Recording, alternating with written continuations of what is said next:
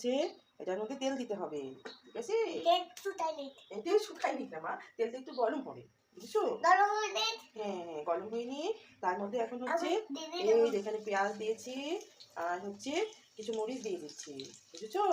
এই দেখো, বুঝছে? এই যে দিয়ে দিয়েছি। এখন তোমার এই স্পুনটা দাও।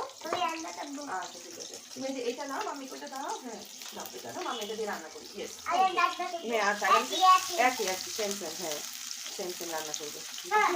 হ্যাঁ ওকে আচ্ছা ঠিক আছে। এই দেখো এরপর এটার মধ্যে পেঁয়াজ দিয়েছি, এই দেখো এরপর এটার মধ্যে এরপর লবণ দিয়ে দিচ্ছি এটার মধ্যে। ভাত করতে হবে, এর মধ্যে লবণ দিয়ে দিয়েছি। আচ্ছা দেবো। তারপর এটার মধ্যে একটু একটু হলুদ দিয়ে দিয়েছি, হলুদ দিয়ে হালকা করে এটাকে নেড়ে দিব, ঠিক আছে? নেড়ে দিয়েছি, নেড়ে দেওয়ার পর এখন কালকে রাতের যে ভাতগুলো ছিল, বুঝেছো, সেগুলোকে এখন এটার মধ্যে সুন্দর করে দিয়ে দিব, হাত দিয়ে ভেঙে ভেঙে দিব, যেন সবটা খুব ভালো করে মিশে যায়। হ্যাঁ রান্না করছে, এটা হচ্ছে মজাদার ভাত।